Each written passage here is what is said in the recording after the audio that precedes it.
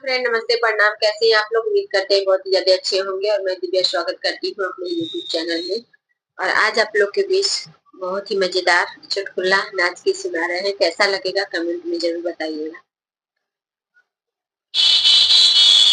बॉम्बे में लेके जमीनिया, बॉम्बे में लेके जमीनिया, रजऊ मोर राखे मलिनिया। बॉम्बे में लेके जमीनिया, रजऊ मोर राखे मलिनिया।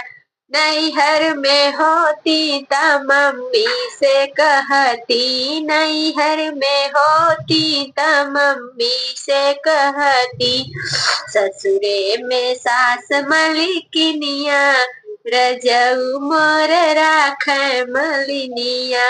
ससुरे में सास मलकिनिया, पिया मोर राखे मलिनिया।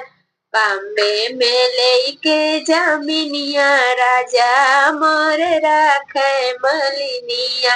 बॉम्बे में लेके जमीनिया, सैया मोर राखे मलिनिया।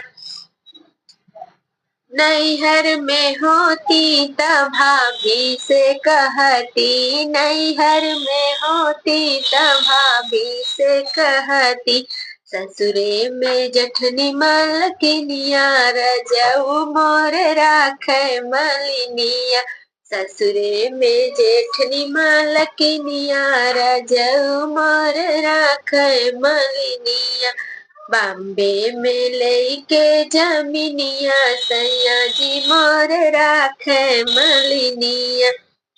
नैहर में होती त बहना से कहती, नैहर में होती त बहिन से कहती।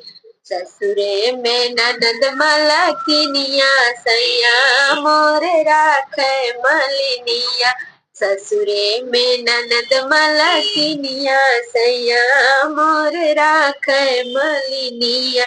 बॉम्बे में लेके जमीनिया, राजा मोर राखे मलिनिया।